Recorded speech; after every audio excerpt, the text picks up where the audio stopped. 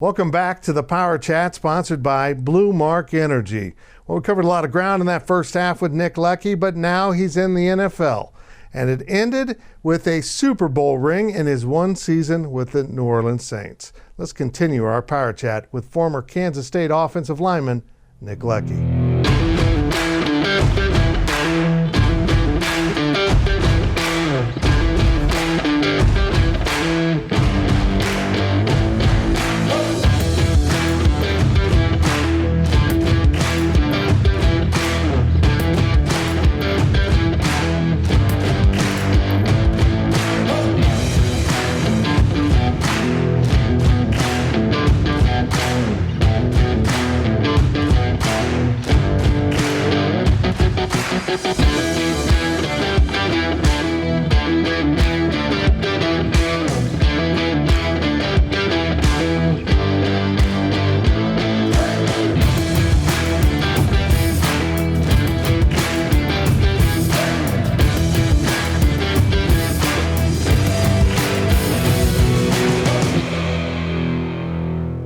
Welcome back to the Power Chat, sponsored by Blue Mark Energy with Nick Leckey, former Kansas State offensive lineman.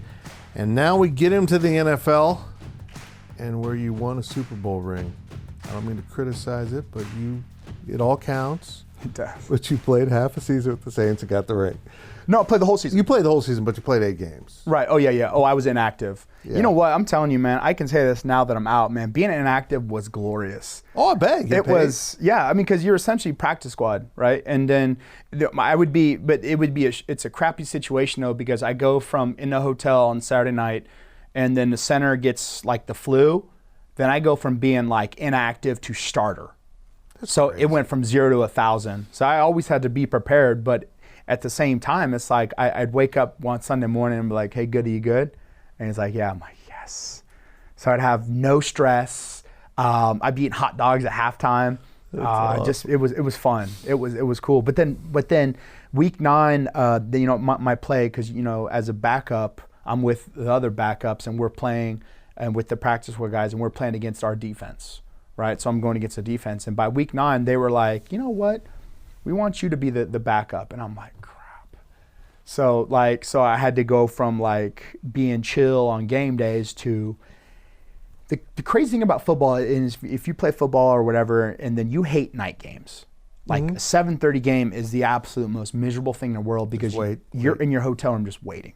Just a bundle of energy, and until you get that first hit, that nerves never go away, and it's just miserable. You just want to just die. You're like, I just can't take this. And as a backup, you're active, you're suited up, you're a backup. You don't ever get that first hit, and I'm watching center and both guards every play, and they're getting up slow, and I'm like, oh crap, do I got to go in? Is this it? Do I have to? So it's the worst feeling in the world, the absolute worst feeling in the world. I'd imagine one of the best feelings in the world is getting drafted. Yeah, it was. 6th round, right? 6th round, yep, 167. I was actually kind of pissed. I had a really bad medical evaluation from the Cincinnati Bengals doctor staff, and I went from being a 2nd, 3rd rounder to like a 6th, 7th rounder. They saw discs touching, back issues, knee problems, which I didn't have any issues at K-State. And that spread around, and it just sunk my draft status. So the draft to me was a crappy feeling. Oh, okay. Because I felt like I should have been higher, and I was higher, and then this medical eval came out, and it just sunk me. So getting drafted was cool, but I felt like I should have been drafted higher. So it's kind of like winning the lottery, but then they tell you it's only like one. Exactly. That's exactly what it is.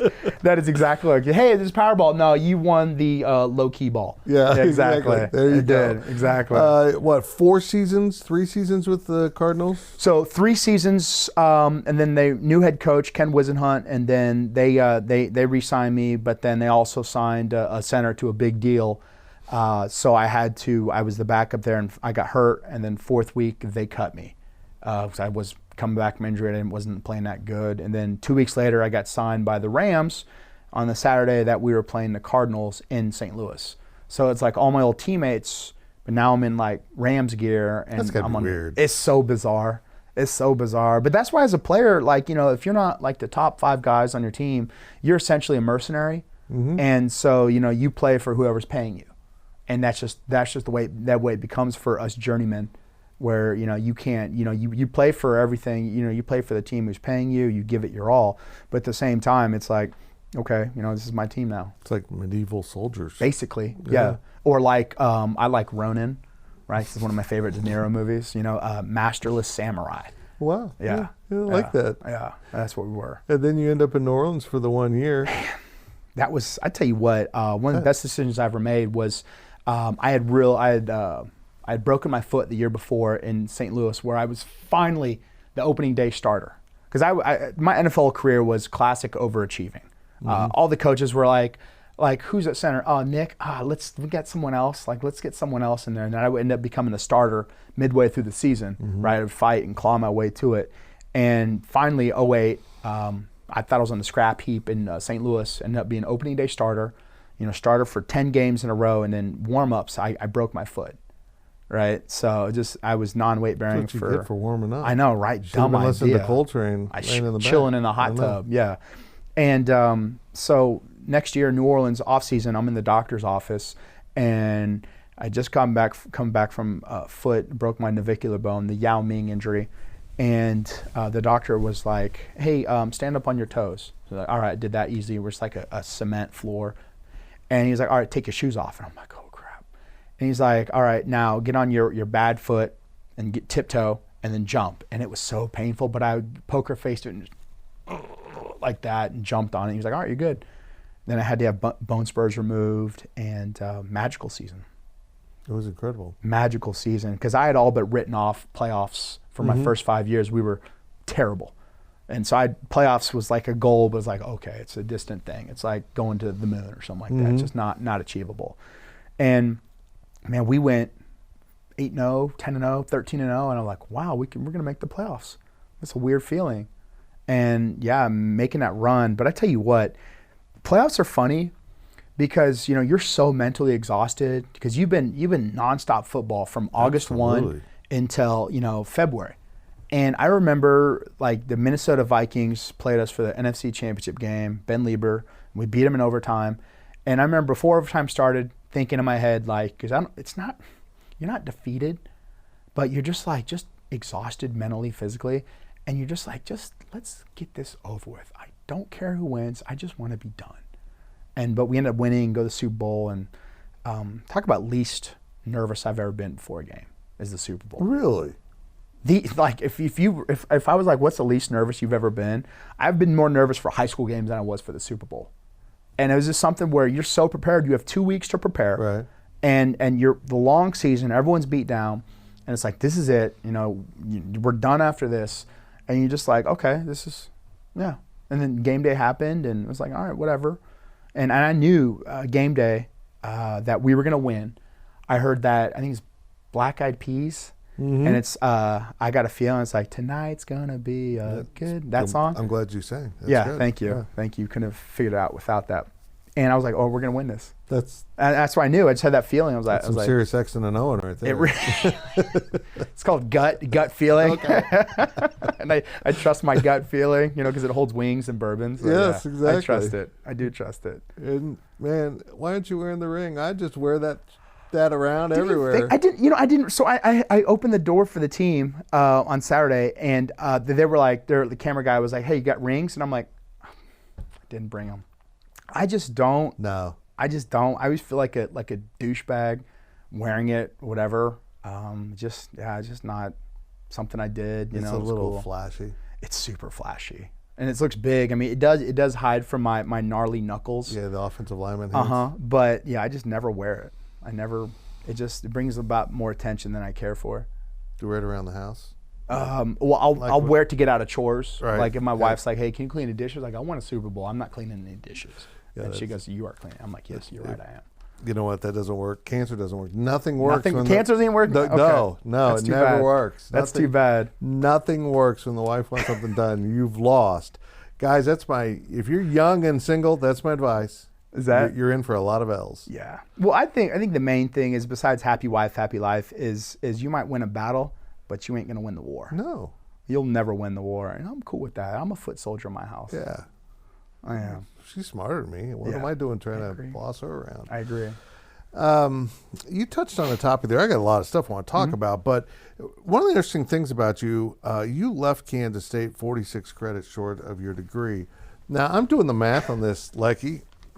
Did you actually go to school while you were at Kansas State? That's the sad part is I might have skipped 5 classes my entire career. I had like a 2.9 GPA, and I was a finance major. And the week before my junior year of college, Jill Shields, she was like, hey, you can't declare finance. You need a 3.0, and you have to switch majors ASAP. I'm like, what are my options? You had to have a 3.0 to be a finance major? To declare as a finance major, yeah. Some weird thing. I couldn't declare finance or something like that. It was, yeah, she told me that. I was like, yeah, I was like, okay. So it was like sociology or hotel and restaurant management. I'm like, well, hotel restaurant management it is. So I always want to open up my own restaurant. Yeah. So yeah, so I had to switch. So I became a freshman academically my junior year. Okay, so that explains that. But you end your career in 10, right? Yep. And you come back and finish that degree.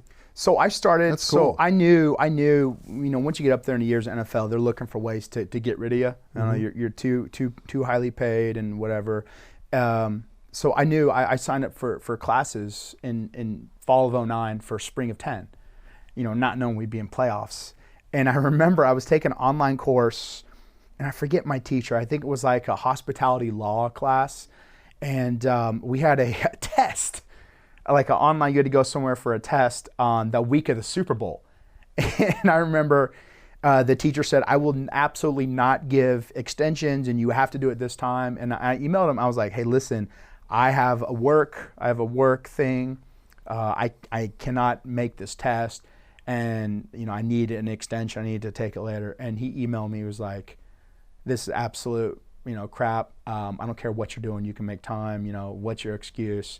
And I go, well, I'm in a Super Bowl, you know? And so he called me, like, I think the second he got the email, he called me and he was like, are you kidding me? And I'm like, oh yeah, I'm Nick Leckey. I play for the Saints. You know, I'm taking my degree. He goes, oh my goodness.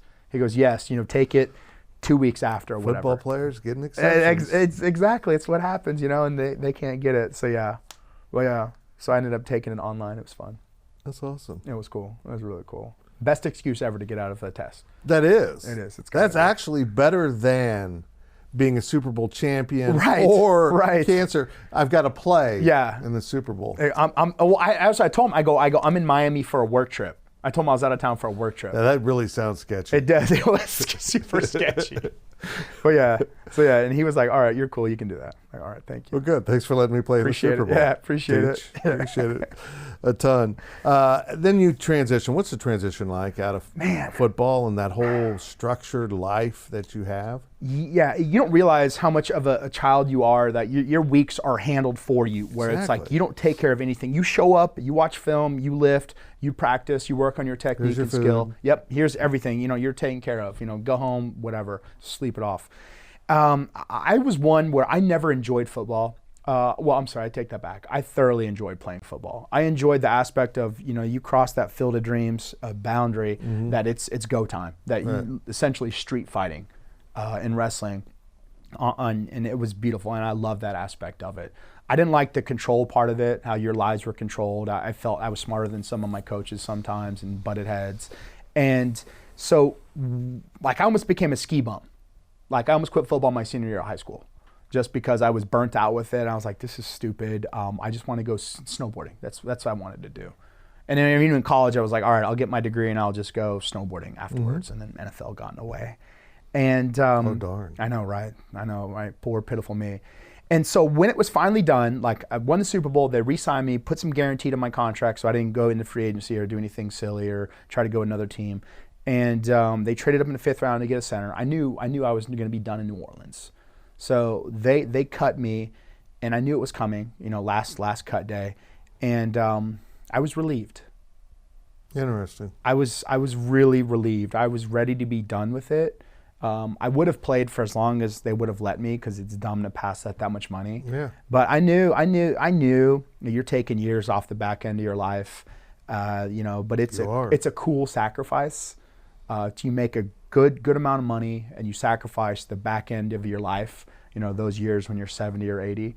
So I was like, okay, I'm cool with that. So once they finally were like, you're done, I went on 3 practices that year, or 3 tryouts with the Ravens, the Bengals, and Miami, and it didn't stick, and I didn't want to play, right? I was trying out, but I was like, I really don't want this. I hope you don't pick me. I want to go back home. And then the next year, lockout, didn't even make it to a camp, which that bugs me. I didn't even, because they bring in schmucks, and I'm like, I could have made a team on a camp, whatever. But, and then week 2 that next year, center goes down, and I didn't even get a call for a tryout.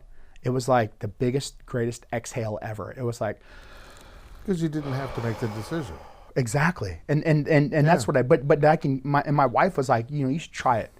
Just don't retire until, give it a year. And I gave it that year, and nothing happened. And I could retire, and it could package it up, my NFL career, and be done with it. Put it in a shoebox for later. But I was relieved. I was so grateful. I had a good long 6-year career, and my body wasn't too beat down. Concussions? And I could move on. No. I've had a few instances of sober memory loss, which are scary. But it's stuff. I got tested and everything, got MRIs, brain scans, and everything looks good. They found a brain? No, they did, surprisingly. Good. A lot of skull. But yeah, a lot of skull. The skull's important. The skull's important, yeah. But yeah, some brain too. Hotel restaurant management, you're in medical sales now. Yeah. And I'm personally interested in what you do because it deals with kind of what I'm going through, but we'll pass over that. I want to talk about this hotel restaurant management thing because you said I'd want to own a restaurant. You're a foodie. Yeah, I love food. My stepdad put it well. He goes, Nicholas, he goes, I eat to live, you live to eat. And it truly is. And that was the cool thing about the NFL is you have all this money to go to nice restaurants on the regular basis, to buy nice liquor, wine, and stuff like that, to sample the good life. Because to me, it's like, that's all blood money. Right. And if I'm going to be, sacrifice my body, I'm going to want to experience some cool experiences. And to me, it's like food's so cool because it can be done in so many different ways. Right. It can bring people together. You share an awesome experience. And I've always thought differently, acted differently. I'm just wired differently. And to me, it's like I go on vacation. I don't really care about seeing a building or a historical thing. I read a lot of history. I love the founding of this country. I love that history, even after that, up to Civil War. I love all that U.S. history. That's amazing. But I don't really care about seeing that history. I can read about it and be just fine. I don't have to go look at a building or look at this. Like we go to vacations, I'm not doing touristy stuff. I'm eating and drinking. Like that's to me is a vacation. But you're not a kind of a foo-foo food guy. I'm everything. But you're man food for the most part. Yes. When I see tweets, it's steak and wings and.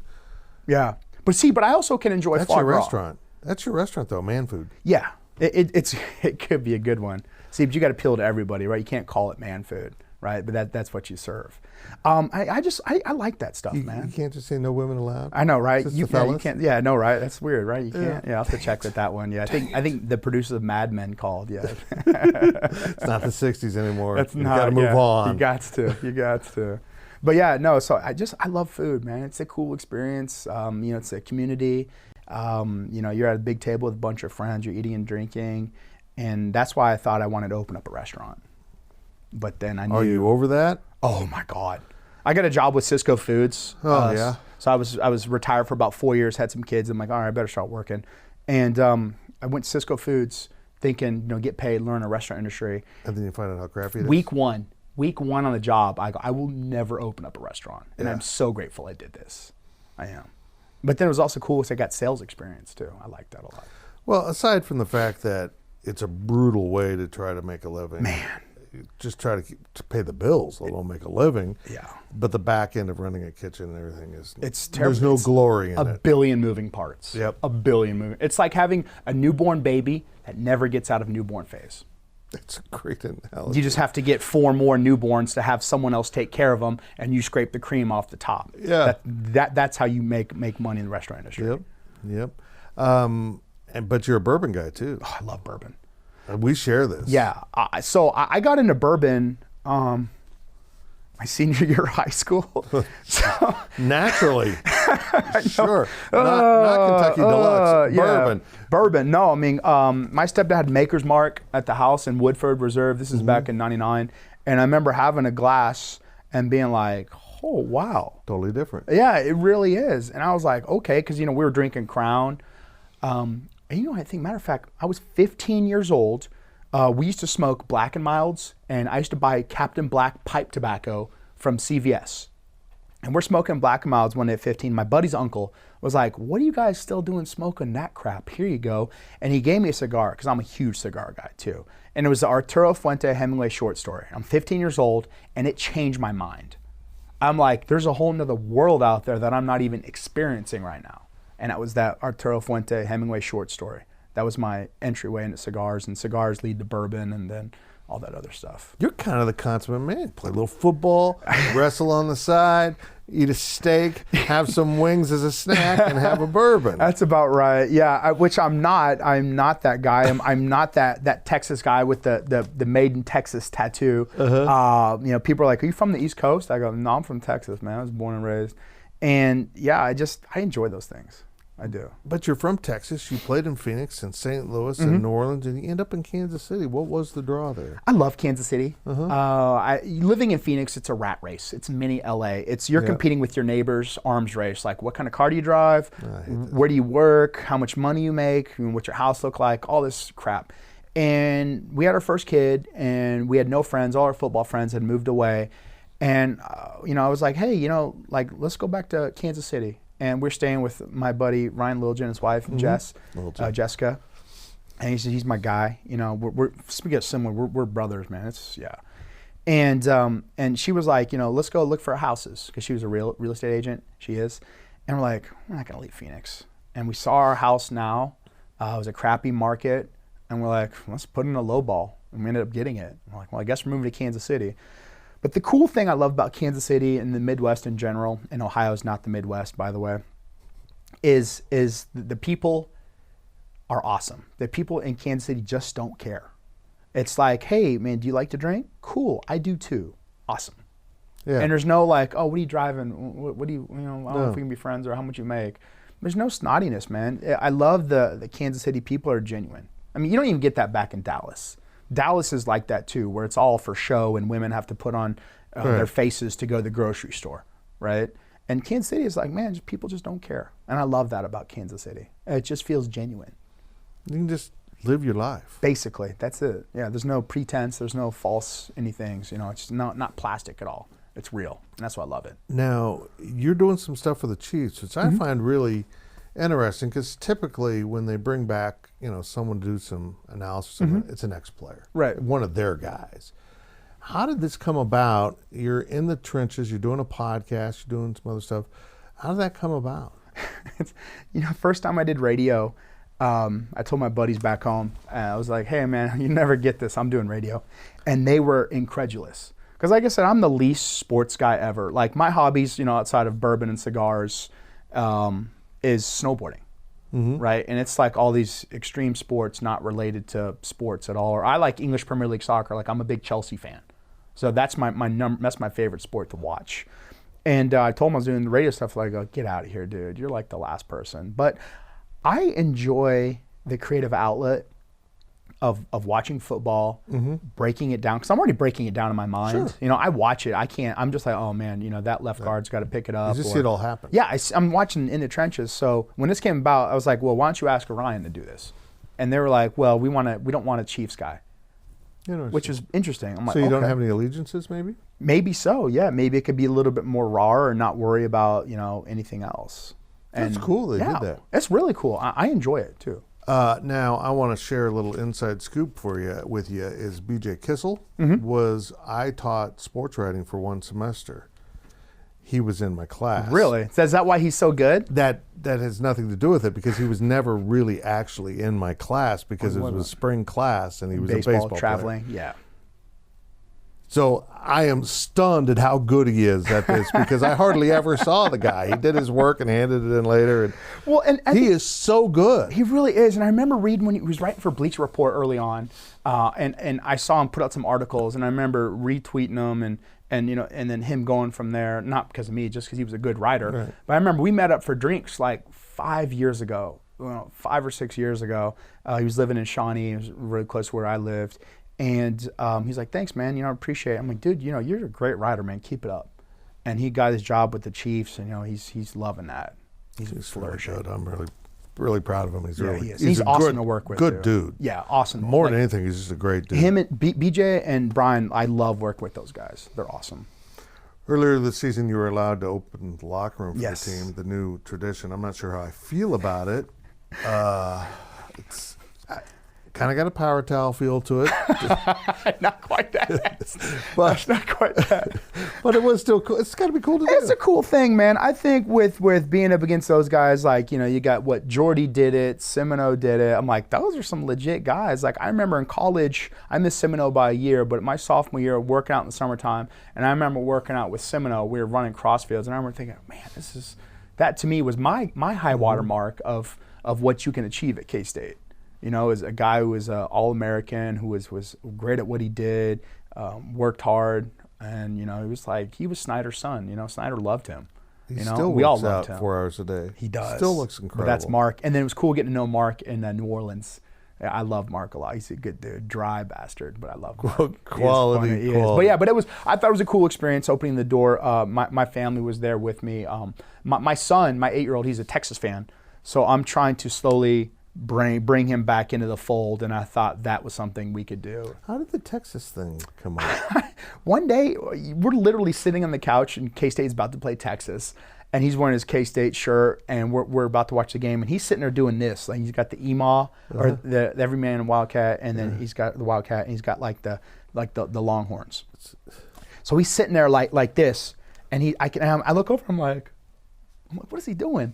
And he goes like this. It was like this slow transformation to Darth Vader. No. And he ran upstairs. He took his purple shirt off, went upstairs, grabbed his Texas shirt, or an orange shirt, and put it on. He's like, I'm for Texas. I go, and I looked at my watch, and I'm like, well, we have 12 years to fix this. Yes. But yeah, and ever since then, he's Texas. Does he like LeBron and the Yankees also? No, thank God. He's not a front runner? Cam Newton. Okay. But he stuck with him. He stuck with Cam Newton since he's MVP, so he's a Panthers fan. He cried a couple years ago when the Chiefs beat the Panthers, and I laughed. Good. That's good parenting right there. We end every one of our podcasts. Well, we used to end a podcast with the overtime. Now the overtime's its own podcast because it's so spectacular. Big time. But basically, ask anything and we'll answer it. And so we ask one of our people every PowerChat to give us 5 questions. And our buddy Wagcat threw them in because I forgot to put it up on the website. So Wagcat, who's lives in Austin. Speaking of which, so we just came full circle beautiful there. Place. Wonderful place. Only part of Texas I would move to. I agree with you. I'm from Dallas, and I would never move back to Dallas. Too much, maybe Fort Worth. I kind of like the country Fort Worth thing going on. Fort Worth is Kansas City with more cowboy boots and hats. Right. That's probably why I like it. But yeah, Austin's awesome as long as you don't have to go anywhere. That's true. Live downtown Speaking of and good not food. traffic. Yeah, amazing Mexican food. What school finished second in recruiting for Nick Leckey? If you're not a Wildcat, where would you have been? Oh God. That was initially Mac Brown and Tim Nunez, they were in my coach's office in December, and I was like, guys, I want to go to K-State, or I'm sorry, I want to go to Texas. What's the deal? I want a scholarship. I want to come. I'm ready. And Mac was like, well, Nick, we're waiting on Lionel Gar out of Dieball and Anthony Munoz, Michael Munoz. Yeah. And so the same weekend, Munoz and Gar. Munoz went to Tennessee, committed when I committed to K-State, and then Gar committed to Texas my same weekend. So after I committed to K-State and they lost Munoz, they were like, hey, we want you to come. And I'm like, sorry, bro, kick rocks. Yeah, good for you. Yeah. A little integrity there in the Nick Leckey. How much was a culture shock was Manhattan? Coming from Dallas, it was big time, but I embraced that. I really embraced that. I knew what I was getting into, and I loved it. Small town feel. You didn't have that in Dallas at all, and it was a big culture shock, but I embraced it and I loved it. What's it about you and 3 losses in a row? You got senior year, and then didn't the Saints do that too? Yeah. I guess it's like a biblical principle, right? Where you need to be broken down to your least common denominator. And you need to be stripped away of all your BS and excess and crap, and finally get to the heart of it. And then your 2 rings are on seasons with 3 losses. I didn't think about that. Wow, that's amazing. Power of 3, I guess. I know, that's pretty cool. Yeah. Any good Bill Snyder stories you can share? Oh, hell yeah. We have like another hour. Should have probably started here. I know, right? My favorite all-time Bill Snyder thing was our senior year of college, or obviously senior year, and it's 2-a-days. And we had gone through some rough practices. This was still, you could do like 2 and 2, full pads, and we had gone through a couple full pad days, and it was supposed to be like 150, right? And we were practicing in the on the stadium. And this is back when they had they still had the ramp from the field up to the locker room, right? It wasn't blocked off, so it was just like a sidewalk that was up. And we would do before practice, it was a full padded practice. Like the word got out, because we're like, hey, they're going to cancel practice. And so everyone, you want to believe in certain things, and that was something I really wanted to believe in. And we had this thing where we would line up on the end zone, and he would come out of the doors, and he would go this way or he'd go that way, and you have to take a lap around. And so we're sitting there waiting before practice to start, and we're like, he's going to cancel it. And he comes out in a winter parka. And he goes, and I was like, God dang it. And he held us up after. He's like, man, this heat, it's all in your head, right? If you can overcome it, then, you will be successful. And I'm like, God dang it. He truly was a robot. He really was. He's a cyborg. It's amazing. How can you do that? It was amazing. I was like, wow. Like, he had it unzipped midway through practice, but still, like, that kind of theatrics that doesn't get enough credit for his style. And it wasn't even theatrics. It was like, I'm tougher than you. And that's how I took it. And that's what I loved about him too. And I think the best thing ever was there was this really cool, in our playbooks, my freshman year, they had this motivation section. And it was like all the way at the end. So, you read all the plays and it's at the end. And I think it's called The Forgotten Man. And it's like to measure your net worth or measure your value to a team is like, go get a bucket, right? Fill it up with water. And he said, while you're in there, you can splash around and you can make all the noise you want. And it said, but the hole that's left in that bucket of water, when you remove your hand, is how much you will be missed. And I remember thinking, like, it's very dark. Mm-hmm. It's a very dark thing to have in your motivational section. But I thought that was cool as a way to, what? That's a good point. And it's almost like a challenge to be like, how high can you get?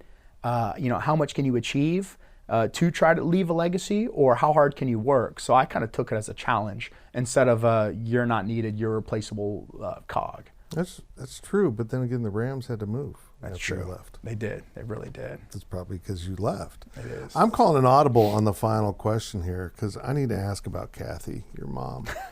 There are certain personalities I remember throughout the history of covering K-State football, and your mom is one of them. She's a trip. How's she doing? She's doing good. She's retired from Delta Airlines. She was a flight attendant from Delta Airlines. She retired. My mom, she's an enigma. I remember she is social. She's a social butterfly, right? She'd talk to anybody.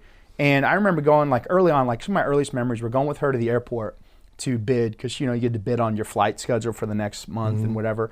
And she would take a 5-minute trip to the airport and turn it into an hour-long trip to the airport. And I remember just watching her essentially work the room or get votes. And so she was awesome. And she became our team mom because she made this this jambalaya. Oh. And she would make it in those big old turkey broasters. Oh. Right? And she used the Zatarans, and she used throw in some Cajun seasoning. So you have the jambalaya, the sausage, and everything like that. And dudes would I remember we'd have a home game, and guys would come and be like, hey, Leck, is your mom in town?